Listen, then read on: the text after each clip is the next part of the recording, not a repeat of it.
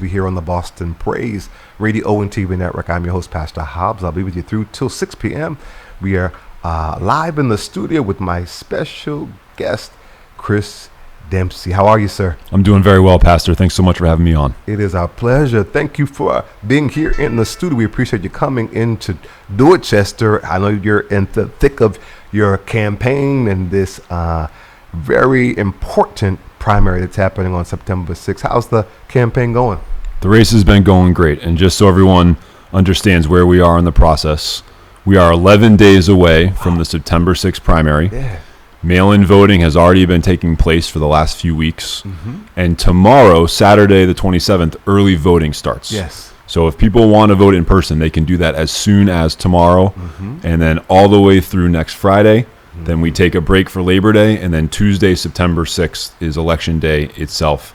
And the most important thing I'm going to say today is not about myself. It's about making sure that people exercise their right to vote. Absolutely. It's the absolute most important thing. Yes. And if people take anything away from this conversation that we're about to have, it's make sure you cast your ballot in the primary on September 6th. I totally agree with that. I'm going to ask you in that regard, and then we're going to shift, but the importance of this of this franchise in democracy. What are your thoughts about our returning citizens being able to participate in democracy? When you say returning citizens, people who are incarcerated? Yes, sir. Look, I think we should be extending the franchise to everybody, and there should be no restrictions on people who have paid their debt to society and who want to be able to participate in democracy. Look, it's a fundamental right. And it's not something that we should be taking away from people at all. So I know you've been an advocate on this issue. Yes, sir. And I am an ally to you, Thank you in that work and others who are working with you. Our democracy is going to be stronger the more people participate in that democracy. And one of the beautiful things, I think, about democracy is that political power is not finite. It's not a zero-sum game. When we get organized in a community on an issue, and I've done this work before, and I'm looking forward to talking with you about that, we actually create more political power than existed before. And that's a profound thing. So I am all for making sure that not only do people have the right to vote, that they have access to voting, and we make it as easy as possible. Yes. I'm glad we are in a world now where mail-in voting is much more common, if that's what people want to do, where early voting is now there, if that's what people want to do, or if they want to vote the old school way, showing up on Election Day, that's a great option as well. Sure. I appreciate that. Thank you so much. As it stands, and people should understand that here in the state of Massachusetts, our Commonwealth, that people who are incarcerated are what they call specially qualified. And what that means is, quite candidly, they can participate via absentee ballot and don't even have to register to vote, right? So that's one thing that people don't understand. If you are behind bars and you are waiting pre-trial, you haven't even gone to court, you just maybe don't have the money to pay bail. And that can happen for up to, I know folks for 4 years who've been incarcerated waiting pre-trial. They have the right to vote. Those who are serving misdemeanors have the right to vote. People who have felony convictions, who have served their time, as you said, and are released and now on parole or probation, they have the right to vote. And up until 2000 here in Massachusetts, people who were serving felony convictions could vote. That right was stripped from them in 2000 under the Michael Dukakis administration. And my understanding, as I'm learning in this work with the African American Coalition, who is at Norfolk, MCI Norfolk, these are brothers behind bars who are organizing and advocating for their families who can vote, and have gotten people in office who have mandates to be able to create policies that are going to affect their lives for prevention and intervention.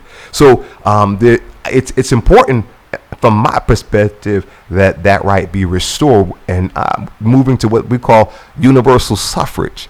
And so is that something that you would support as well, that you think that people, because people feel like, okay, well, they're felons and they don't deserve the right to vote, and they did murder or whatever their crime was, they're already incarcerated. Their freedom has been taken from them. And now I believe they should be in a position of working to rehabilitate, to correct, to help to heal, and being able to participate in their own democracy supports that. Yes. So I agree with that. And I don't think that's actually a particularly radical idea.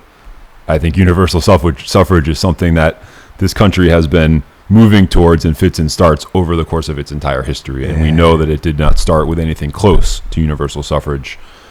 We still have work to do there. So absolutely. And I completely agree that our system of incarceration has to be about rehabilitation.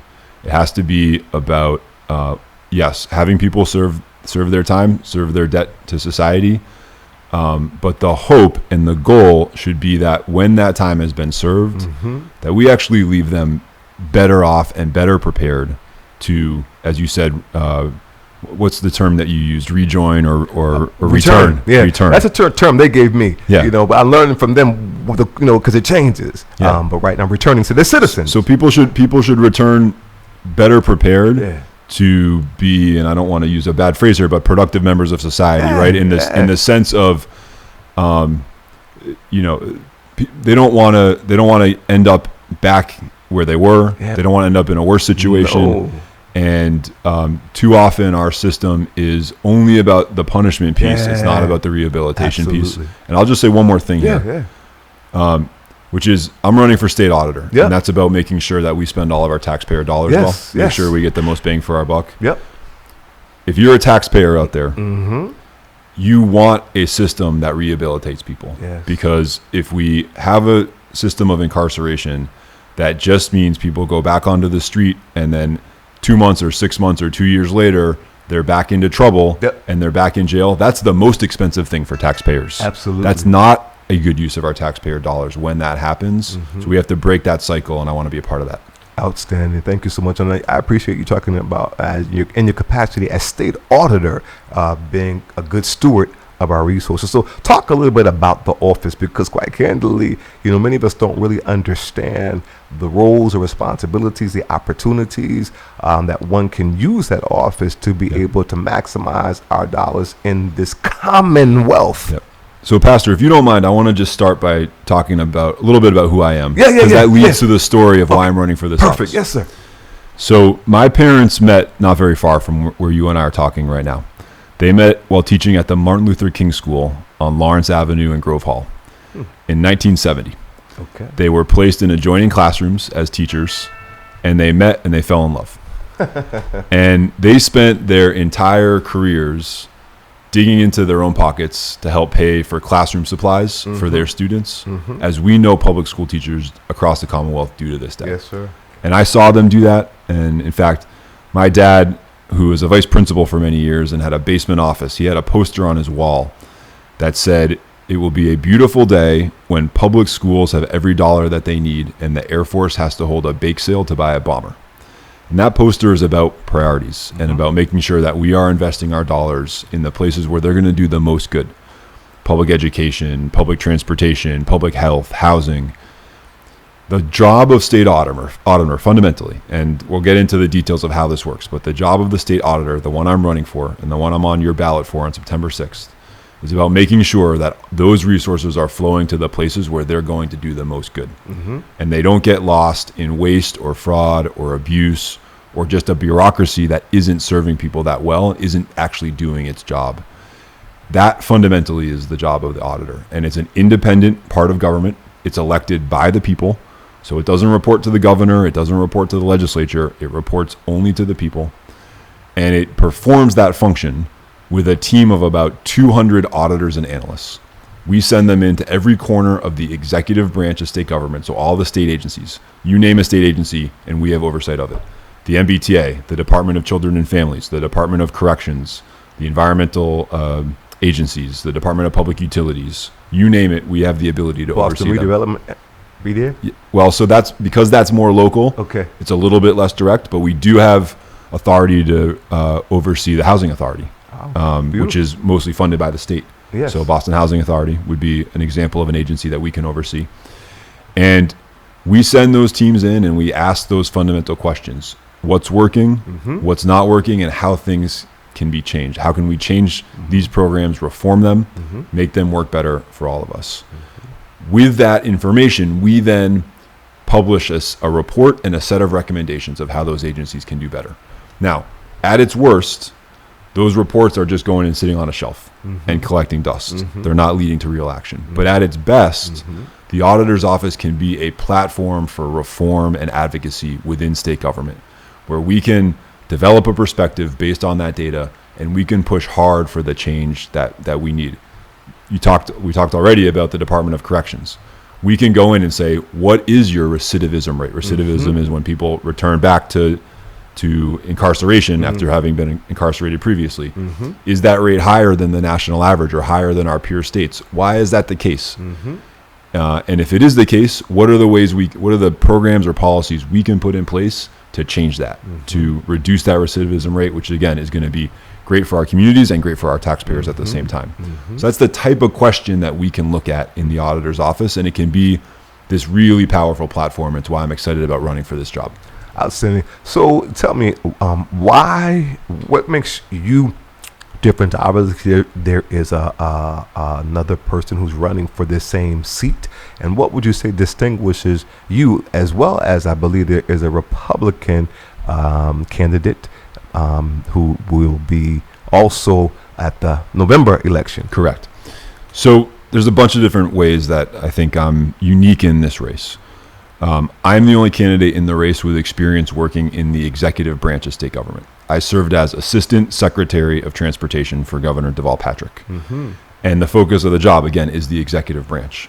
So I have that experience reforming the bureaucracy. And let me tell you specifically how I did that. When I was Assistant Secretary, I was a public transit rider. You and I were talking about public transit before this show started. I'm a firm believer that we need to invest more in public transportation. And I was frustrated that I didn't know when my next bus or my next train was going to come. And I found out while working at MassDOT that the MBTA actually had that information, but they weren't making it public. They were keeping it closed and locked up tight and not sharing it. And we kicked down that door. We created something called the MassDOT Open Data Program. And that led to the creation of all the smartphone apps that tell you in real time when your bus or your train will come. Really? So 15 years ago, you wanted to know where your bus was, you just had to look down the street, and that's the best you were going to do. Now you have that information in the palm of your hand. And on a day like today where it's going to rain in the next couple hours here, you can stay inside, you can stay dry, and you can walk out to your bus stop just as your bus is arriving and not be out in the rain. So I've changed state government from within. But I've also worked outside of state government to make sure that we're protecting taxpayers. And in that work, I was the leader of a group back in 2015 called No Boston Olympics. And that was the group that said, as exciting as the Olympics might be for 3 weeks, it's going to cost taxpayers $15 billion, the same scale as the Big Dig. And instead of going to actually create productive infrastructure, it was going to create stadiums that we were then going to knock down after the Olympics. That was literally the proposal. Build a stadium, use it for 3 weeks, and then tear it down afterwards. Wow. So that didn't sound right to me. Think about my parents digging into their own pockets to pay for school supplies, knowing that we're not spending enough on public education. The idea that we would spend $15 billion on a 3-week sporting event didn't sit well with me. So I created that group, and with the support of many in the community, we went up against the corporate interests that were pushing that bid. We got outspent 1,500 to 1, Pastor. Wow. They spent $15 million. We spent less than $10,000. But we were successful because we had the facts and the data, and again, stood up to protect the public from those costs. So I've proven myself inside of government, and I've proven myself outside of government. And I think that's why I've had so many people from the community, from Boston, and really from across the state endorse my candidacy. Whether we're talking about Boston Mayor Michelle Wu, who's endorsed my campaign. Former Mayor Kim Janey, the first woman to ever be mayor of Boston, has endorsed my campaign. State Rep Russell Holmes.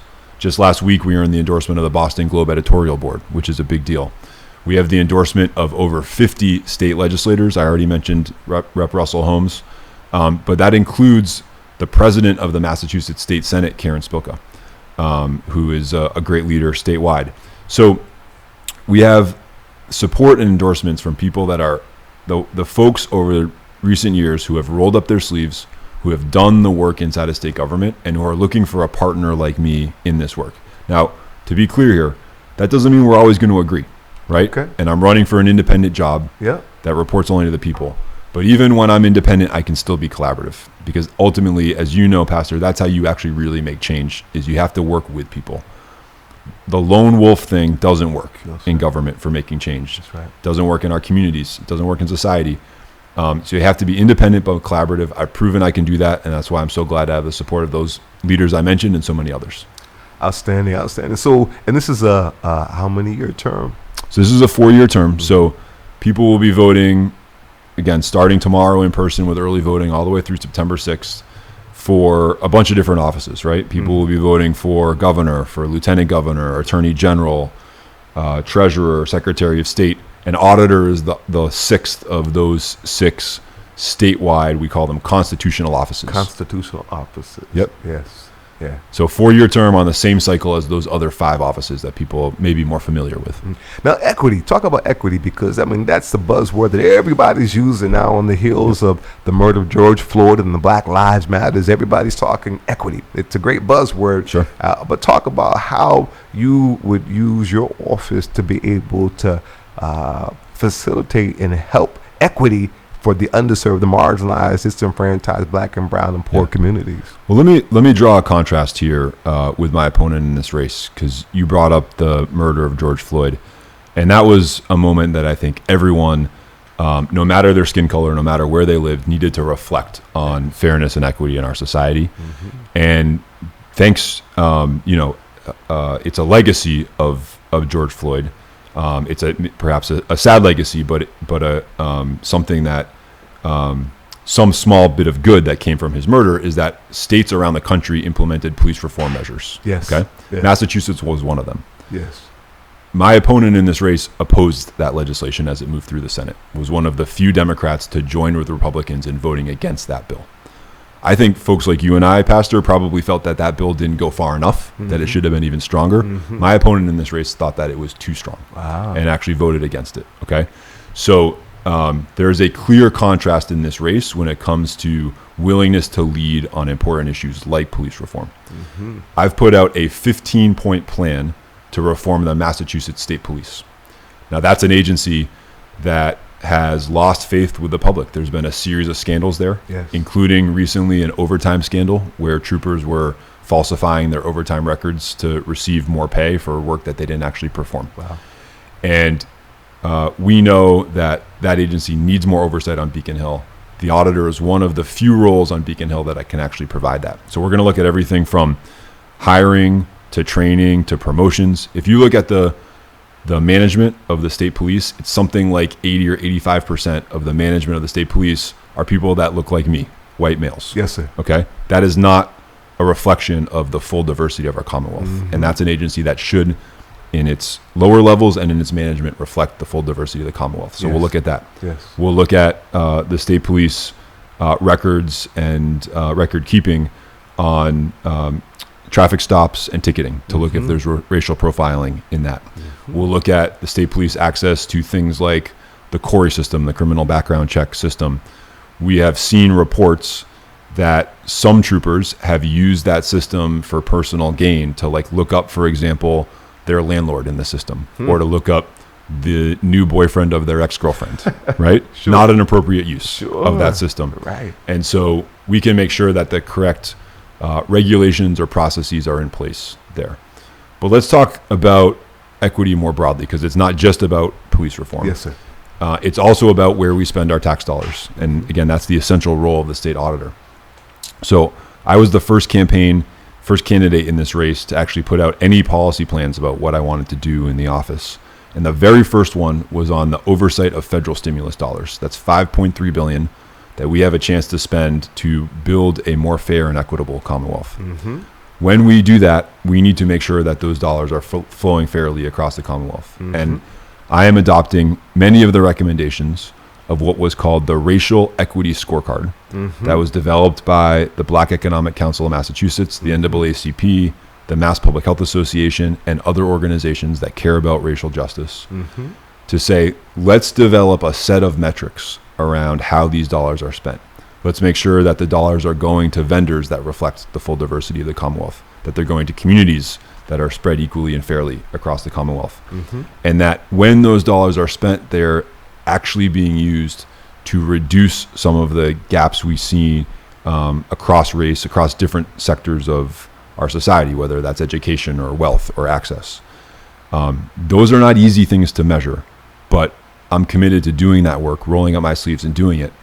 And I think the beautiful thing here, Pastor, is that if we do it well for the $5.3 billion in federal stimulus and we figure out the right way to measure those things, we can then apply those tools across the $50 billion a year that we spend in state government each and every year. So it's an opportunity to learn, to get better, and then translate that learning to the significant amount of state funds that we use every single year.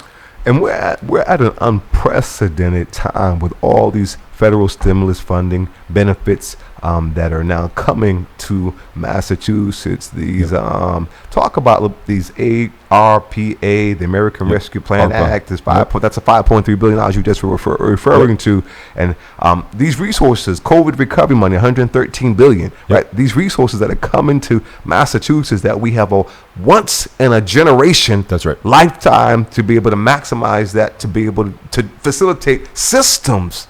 That will perpetuate equity. That's right. So most state programs are budgeted on an annual basis, right?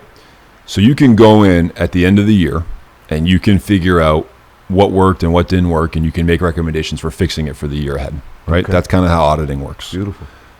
You can't do that with $5.3 billion in one-time dollars. We want to avoid a situation where we spend all $5.3 billion, then I go in and audit it, and I say, hey, we didn't spend this money very well, but we don't have any more money to spend. Right. So I'm proposing, in addition to adopting those recommendations of the racial equity scorecard that I already mentioned, also proposing to try to track those dollars in as close to real time as possible. So that if we find in real time that those dollars are not going to the highest and best use, if they're not actually being used to address some of these issues, we can divert or reallocate that money to someplace better. So I think that's an important piece. It's a major important piece. So in that same regard, Healing Our Land, the nonprofit organization that God has birthed through me, was birthed to respond to the issue of HIV and AIDS, right? As it disproportionately impacted communities of color, poor folks, as that happens across the board. We're talking about racism, classes, and health disparities. I mean, this is structural. And so with that said, we begin to engage the people who are impacted by that, who are experiencing this, and that we were intentional in going to these really underserved populations, bringing them together and hearing what are the resources that exist. What are the problems with those? Because the people know what they need. And so, when we did that, we came up with a plan, and actually a state of emergency was declared in the city of Boston unanimously, and a plan of action that came from the people, and a $100,000 line item. But when politics came into play, that plan has never been implemented. Those resources have been squandered, and it was very, very disheartening because we worked so hard to be able to mobilize it and encourage people to come and do this, and they did this. And then, and one of the things that was in the plan was something called the BCARS project, Boston Client Error Referral System. When we have a system now that people get resources, the color of money, right, equity or whatever. So the entities that have the infrastructure are able to become chameleons and do whatever they have to do to shift to be able to go for those resources, to write the reports, to be able to say we did a great job, how many clients, how many referrals. But nobody's asking the people who you serve, did you get what you need? And so we talked about a system that the people would actually, in real time, as they're utilizing services that our taxpayer dollars are being able to fund, that they would be able to have a unique identifier that would maintain their anonymity, but they could communicate their experience, and that would be able to be captured, to be able to have reports that will go to the community, and that we could hold entities accountable. And as you said, shift. If resources are going to an entity and we see that it's not being effective, that then we'd be able to say to the person, let's shift that to maybe a small grassroots organization that's doing more with those resources, but needs more capacity to be able to have greater outcomes and impact. So, Pastor, I totally agree with that, and I have sympathy for your experience there, and I've experienced the same thing on some of the advocacy work that I've done. And in part because of that, we have developed the idea of creating an auditor's commission on environmental justice. Now, that's a little bit different from healthcare, but I've spent a lot of time in my career working on transportation, and we know that there are structural inequities in transportation. We can talk more about that later in the conversation. Those are tied to things like the climate crisis, because transportation is the largest source of greenhouse gas emissions. But maybe more importantly, it's also the source of local air pollution that causes asthma and heart disease and all sorts of public health issues that really have an impact on all of our communities, but especially communities of color and lower income communities. So I want to make sure that those voices have a seat at the table on Beacon Hill. And we will create this Auditors Commission on Environmental Justice so that people who live in communities that have dirty air, who live in places that are prone to flooding, maybe they're on the coast, or in a rural area where if their road washes out, they might have a 25-mile detour just to get to the grocery store. Right. Or they live next to a power plant that's creating dirty air. Have those voices have a seat at the table as part of this Environmental Justice Commission, and have them inform our work in the auditor's office before, during, and after the auditing process.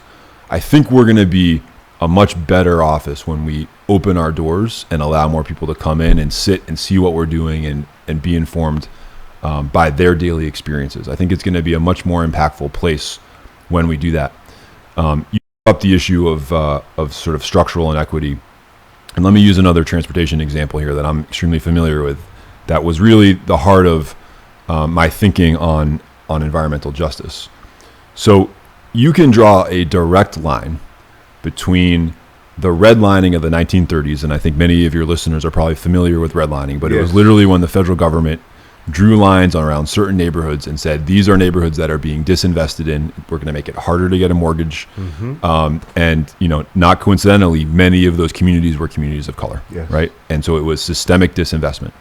You can draw a direct line between redlining in the 1930s to where we decided as a state and as a nation to build highways in the 1940s and the 1950s.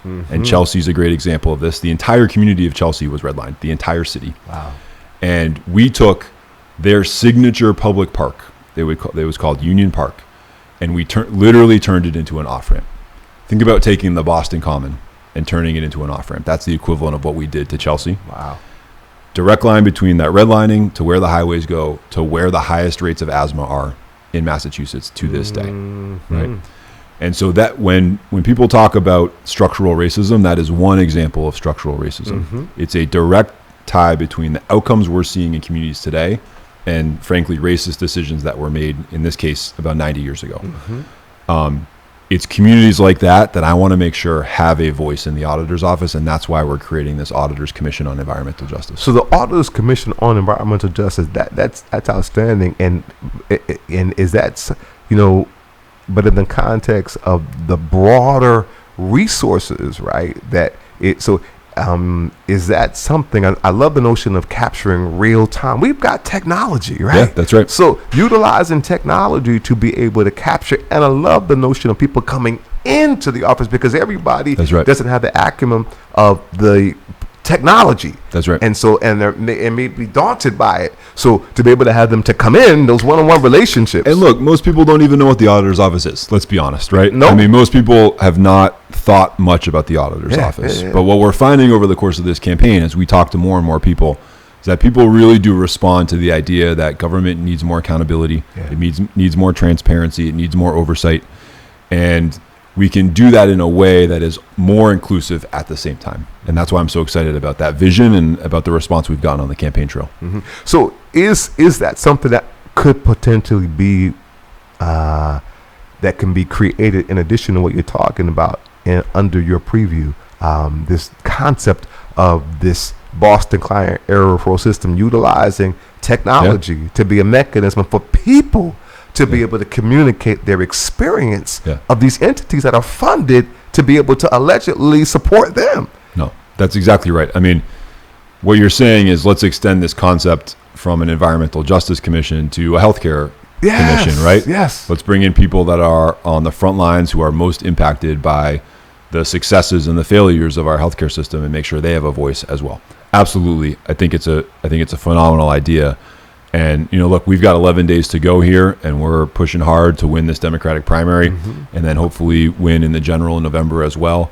And would love to sit down with you at that time to say, how can we really make this a reality? How can we make sure that the auditor's office is not just a stuffy office on Beacon Hill with 200 auditors and analysts kind of doing paperwork, and instead it's a place where people really feel engaged in communities across Massachusetts. Outstanding. So creative innovation, right? Like these resources, we have an opportunity to be, people are brilliant. Like we've got ideas, we've got concepts. People have been struggling and engaging people and have brilliant ideas that never get to be heard, that could maximize these resources in partnership with the faith community, that has known how to stretch a dollar. The black church knows how to do that, right? So to be able to have partnership with the faith community and with people who are on the front lines doing activism, right? Organizing and being able to have an opportunity to have proposals that the community can be able to come up with collaborative concepts that we can build institutions that will be sustaining, that people can be able to live, they can be able to have art and entertainment, they can be able to heal and really build a sense of community with all of the diversity that we have, right? I mean, I'll say one of the ideas that came through the Healing Our Land Quarterly Community Forum process is to have returning citizens to be trained with skill sets. We're in a building boom here in Massachusetts, right? But we're not benefiting from that as we should. There's no oversight in terms of even them doing what they're required to do in terms of black folks, in terms of people of color, in terms of women being able to also access this opportunity to make to make good money. So we have returning citizens trained to have the skill set to be able to participate in this building boom, but also to build a 5-star hotel. Like, you know, they can do that. We see them building stuff, but let's build a mechanism that community can come. I went to vocational technical high school and culinary arts, and so people from the community were able to come to the restaurant. We had big banquets that people would be able to come in and be able to have ambiance and to have quality. And it was a beautiful, wonderful thing. So I love, we have a concept of really building a hotel in Dorchester, right? In the hood, right? So we don't have to always go downtown. We don't always have to push, but like in our own community to be able to maximize these resources, to use some property that maybe the city or state owns, to be able to create this, and a group, a block of rooms for people to live there who help to build it to long-term real recovery and empowerment. When you come out of this program, you're a homeowner, you're an entrepreneur, right? You are holistically empowered, and all you have to do is give back to the movement. When we think about the endowment off of Harvard, right? These are institutions, this whole pilot in lieu of taxes, payment in lieu of taxes pilot, you know, these institutions that people come from all across the world that are doing extremely well, but people who are living right here in this city are not benefiting. So is that something, one, that you could be able to create an opportunity for innovation, for collaboration, to be able to people to give their ideas, that we can maximize these resources in partnership, inclusive of our institutions of education? Well, your question reminds me of our great Congresswoman Ayanna Pressley, who talks about taking the number 1 bus. You know, I'm a public transit person, so I always think about this. But you know, when she takes the number 1 bus from Harvard Square to Nubian Square, the average life expectancy drops by something like 30 years, right? Wow. And it's 2 miles apart, 2.5 miles apart. But that's a result of, again, some of these structural racism issues, challenges that we have. It's a result of a lack of resources, and it's the exact kind of thing that the state auditor can look at. Is why does that exist today? What are the things that state government can do to address that and build a more fair Commonwealth together? And I love that you keep coming back to making sure that it's inclusive and that people feel like they have a seat at the table, like they're going to be heard from this office. It's absolutely critical and essential to me that that's the case. Everything I've done in my career has been about building organization and bringing more people in. So let me give you an example from what I mentioned earlier when I talked about the open data program and all the smartphone apps for buses and trains. The MBTA management told us that they had a plan to do that. It was going to take 3 to 5 years and $15 million for them to do it. We said, we think there's a better way. And we had a conference where we invited smart programmers and coders from around the entire state to come together in a room. Right before we broke for lunch at the conference, we put a link up on the screen. We said, here's the real-time data for all the buses in the MBTA system. And we bought them some pizza. And by the time we came back from lunch, they had already created a website that told you where your bus was going to be. Wow. It took an hour and about $100 of pizza instead of 3 to 5 years and $15 million. Wow. It's right? incredible. So that's the power of including people and bringing in new ideas, new skill sets, innovation. And not everyone in that room was someone who knew how to program.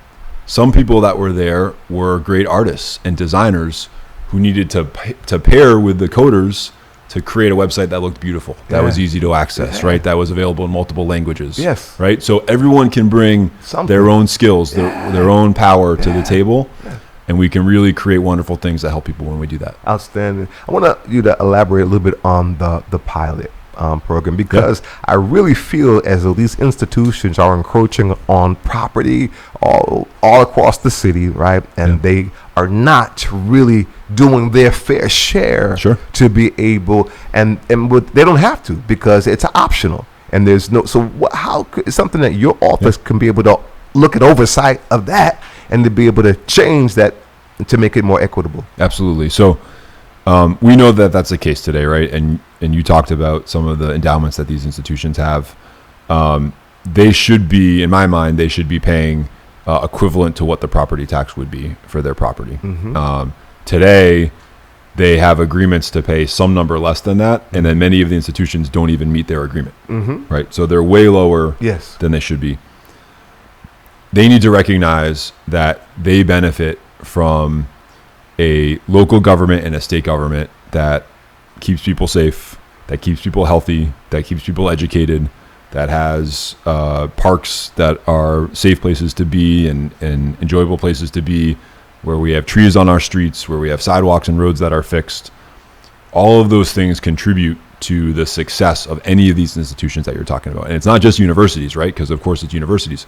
It's also hospitals and nonprofits and others. They represent an enormous share of the land of the city of Boston and really of the entire Commonwealth.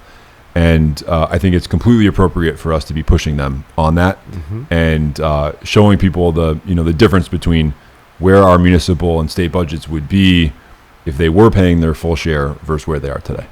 So how could you, in your capacity as auditor, implement that? And what would you do? Well, it's about shining light on it, right? So the auditor has relatively limited ability to make policy change himself or herself, right? I'm not running for the legislature where I can pass a law, or I can be the governor where you can have an executive order.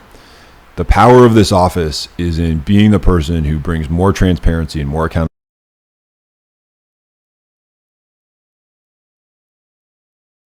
Again, works with the legislature or with community leaders like Mayor Wu. Again, I'm proud to have her support in this race to say, let's make this change happen. Let's make it real.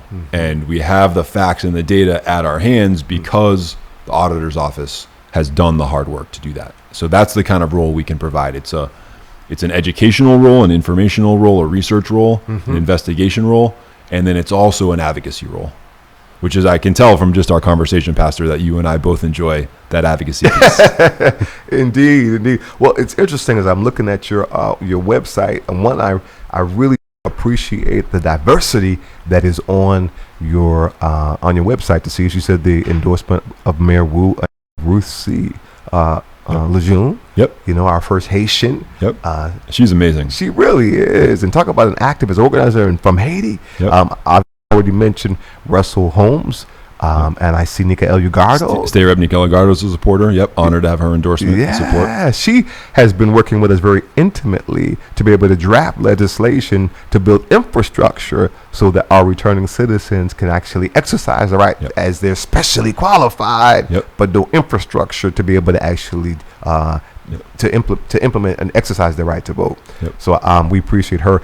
But I also see, I believe it's Imam Farouk, if I'm not mistaken. So you also share support of the Muslim community. Yeah, and I was actually just coincidentally at the Islamic Center this afternoon for the Friday afternoon services. I felt very, very warmly welcomed there and was so grateful to have that, to be able to meet so many people in the Muslim community, some of whom are immigrants or new citizens, others of whom are from families that have been in the U.S. for generations. It's the beauty of, I think, Massachusetts is that we do have great diversity. And I've seen that having gone to every corner of this Commonwealth in the last 14 months on the campaign trail. I mean, we have been literally from Pittsfield to Provincetown. And I think that's something that's essential. It's important. And so I was really honored to be there today. You mentioned State Rep Nika Eligardo supporting my candidacy. Another person who's not in that photo, but City Councilor Brian Worrell, proud to have his support as well. A newer, young, dynamic leader for our city. Yes. His brother's also running for state rep, so a very active political family. I went to the block party. You did? Yep, a couple weeks ago, Nice. and had a great time there. So I'm really proud of the diverse coalition that we have built in Boston and beyond. People that have been friends for a long time. I think about former city councilor and mayoral candidate Tito Jackson, who's a supporter of mine. He and I have been working together since 2008 when we worked for Barack Obama to get him elected president in 2008. So it's old friends and new. That's part of the beauty of a campaign. Campaigns are about addition. They're about bringing new people into the tent and at the table. And very, very lucky to have earned that support. And so you spoke about it earlier, but I just want to underscore. So your office, in terms of your staff, will it be reflective of that beautiful diversity that we saw from the top to the lower level position? Absolutely. I'm firmly committed to that. And it's got to be at every level of the organization. We are going to make better decisions as an organization. We're going to be better informed when the people on our staff look like the people that are across the Commonwealth in its full diversity. And that's going to be by everything from gender to race, but also geography too. I mean, we need to make sure that we have people from every different community who are part of our team at the auditor's office. That definitely includes every neighborhood in the city of Boston, but it also includes rural communities or suburban communities across the state to make sure that those perspectives are represented. I'm firmly committed to diversity on my team, proud to have a diverse campaign staff, and what we call our kitchen cabinet, which is our informal set of advisors on this campaign. And very lucky that that's the case, committed to it. And I think it's in part because people have seen that commitment that they've decided to endorse me. I know, for example, and I don't want to speak for him, but I know that State Rep Russell Holmes would not have endorsed my candidacy if he didn't feel that I was committed to making sure that my team was going to reflect the full diversity of the Commonwealth. Outstanding. Auditor Susan Bump, the incumbent now that is not running for re-election, I see a statement from her. She says, "I've listened carefully to the statements of the two Democratic candidates. They could not be more divergent, and I've concluded that Chris Dempsey is the best choice to be the next state auditor." Susan Bump. Yeah. So you share her endorsement as well. Yep. Proud to have her endorsement. She is the person who knows the job the best of anybody in Massachusetts. She's the first woman to ever hold that office. She strongly endorsed my candidacy, and I'm so grateful for that. She is someone who maybe has not always been in the headlines, but she has been working hard day in and day out in state government. She served as Secretary of Labor for Governor Deval Patrick. She was also a state representative for many years. Wow. So she's sort of seen it all. And she has said that she was not expecting to make an endorsement in this race. But as she followed the race and as she saw the statements that I was putting out and my opponent in the Democratic primary was putting out, as she compared our records, she said the choice was very clear. And again, folks can go to our website and read that. And what is your website for those who don't know? Yeah, so it's dempseyforauditor.com, DEMPSEYFORAUDITOR.com. And we'd love to have people go there and visit it. You can see on that website the image that you and I have been discussing today. Yes. Of me and Mayor Wu and Councilor Lejeune and Russell Holmes and so many others who are in that photo.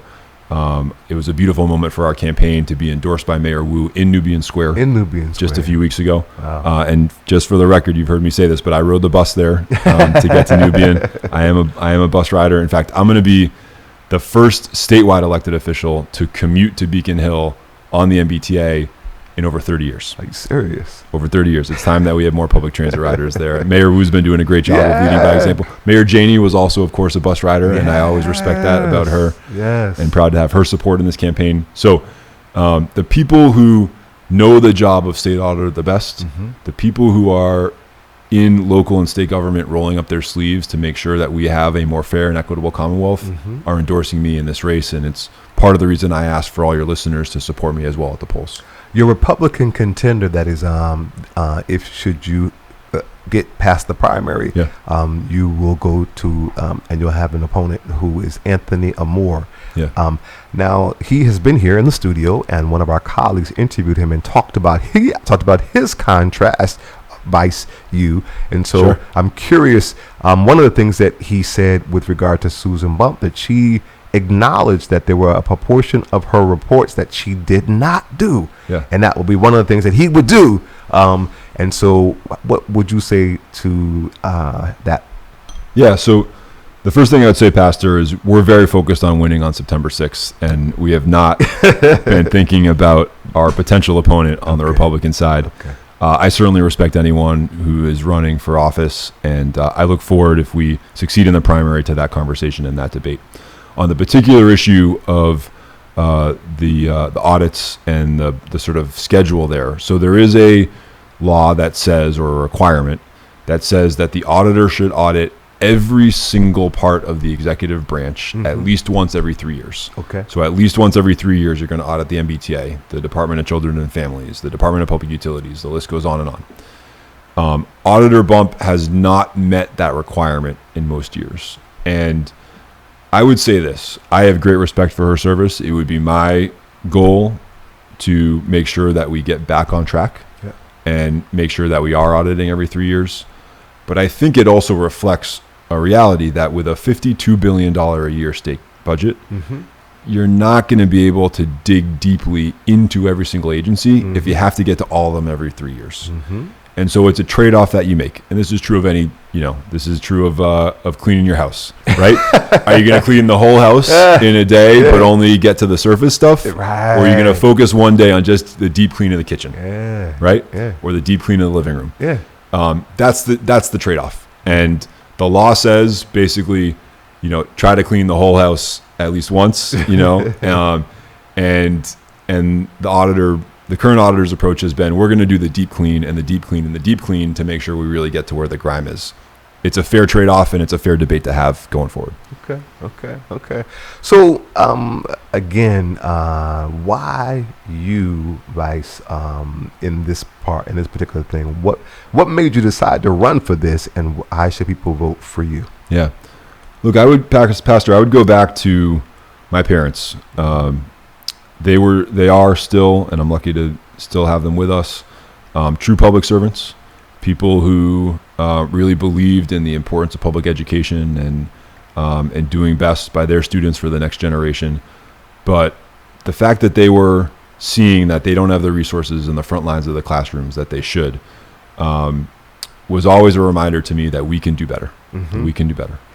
And I've been fortunate in my career to be in certain organizations at certain moments of time where I've pushed to make us do better, whether it's inside of government for Governor Deval Patrick, whether it was outside of government with No Boston Olympics. I've been very engaged in my local community in Brookline, just down the road from here, in town meeting and serving on various boards there. Opportunities to serve, and this is a role where we get to improve the future of the Commonwealth as a whole because of that work. So I live, Pastor, in the first floor of a triple-decker in Brookline Village. I live with my amazing wife, Anna. We just got married in June. Congratulations. So we just passed our 2-month anniversary. 2 months. That's awesome. It's been a busy summer. It's been a busy summer. But we live about 2.5 blocks from where I grew up and where my public school teacher parents still live. And Anna and I are looking forward to starting a family together. We want that to be in a Massachusetts that is the best that it can be. And that means making Massachusetts state government the best that it can be by making it more transparent, more accountable, more efficient, more fair. And that's why I'm running for this job. And I think it's a wonderful opportunity. And it's, again, why I'm asking all your listeners and viewers for their support in the Democratic primary on September 6th. And one more question with regard to gentrification. We touched on it, but where that's something we see. You talked about you live here and you live in a 3-decker, so you understand gentrification is a real issue, and in the context of accountability or oversight or auditing, and with developers that are coming in and taking property, we're seeing institutions in our community like Ebenezer Baptist Church, built by slaves, that is being sold. And so our institutions, particularly in the black community, are being and people are being priced out of their homes. So as an auditor, particularly with developers that seem to be building everywhere that we look, so what would you do in the auditor's position to be able to address gentrification? Yeah, well, the issue is very real. Just this past Sunday, I attended services at Morning Star Baptist Church, and I was talking with a woman after that, and just talking about issues that were important to her. And she said, well, I live in New Bedford now. And I'm sorry, she lives in Fall River on the South Coast. She lives in Fall River. And I said, well, what brought you down there? And she said, well, we had the family home in Dorchester. And when my mom passed, it went to the next generation, and we couldn't totally make the finances work across all the siblings. And so we couldn't stay. And then I wanted to stay in the city, but I couldn't find housing that was going to be affordable to me. And so, I started looking elsewhere, and I ended up in Fall River, right? So that's a classic example of someone who grew up in the community, had deep generational roots in the community, and now has found that the city of Boston is unaffordable to them. And I love Fall River. Don't get me wrong. Fall River is a great city as well. Sure. And I was just down there last week. In fact, I was down there earlier this week on Monday. But clearly there was some frustration. So I hear that from people out on the campaign trail. It's not something that we're going to be able to fix with a magic wand, but it's another place where the auditor can say, let's try to understand what the actual data says here and how we can help take that data to tell the story about what needs to change in policy, in state government, to make sure that it's working better for people. So that if people do want to stay in Boston, they do want to stay in their neighborhood, that they have an opportunity to do that. Outstanding. Again, we got about 3 minutes, and I'm going to give them to you to share whatever you want to share to our listening and viewing audience. The mic and the camera is yours. Thanks so much, Pastor. So I'm Chris Dempsey. I'm running to be your next state auditor, and I'm proud to be on the ballot in the Democratic primary for the election that's already happening. The way we talk about this is this election is going to conclude on September 6th on Election Day, but it's already started with mail-in voting and early voting starting tomorrow, Saturday, August 27th. I'd be honored if your listeners and your viewers, everyone who's out there right now listening to my voice, would join community leaders like Boston Mayor Michelle Wu, former Mayor Kim Janey, State Rep Russell Holmes, State Rep Nika Eligardo, City Councilor Brian Worrell, and so many others who have rallied behind this campaign. The job I'm running for of state auditor, I appreciate, is not the most high profile job. It's not the most glamorous job, but it's an opportunity for us to build a more fair and a more equitable Commonwealth together by going in, rolling up our sleeves, looking at what's broken and what's not working, and working to fix it. I'm the only person in this race that has actually done that work, having served as Assistant Secretary of Transportation, having served in important community and nonprofit roles like my leadership at No Boston Olympics to stand up to protect taxpayers. And it's the work that I want to do for all of us. I will be an auditor who will open the doors of the auditor's office and welcome people in. I will also be an auditor that will be out in the community. And you will see me, whether it's out hanging with my guy Tony Richards at No Books, No Ball. Tony and I grew up together, went to high school together. Or whether it's, again, as I said, on Sunday I was at Morning Star. I will be back in the community time and time again, because I will be a better public servant and a better auditor when that's the case. You've got my commitment that I'll be there. And I'm so grateful to you for the chance to talk today, to dig in on some really important issues. I will tell you, Pastor, that I learned a lot today too. I hope you learned some things as well. That's the beauty of a conversation like this. Absolutely. And so honored to be with you today and look forward to being back soon. Thank you so much, Chris Dempsey. And thank you, our listening and viewing audience, for being tuned in for another segment of Healing Our Land's broadcast. We're going to pause Go to our station ID. We will be back on the other side of the top of the hour for yet another hour of praise and worship and fellowship and inspiration and information right here on Boston Praise Radio and TV Network.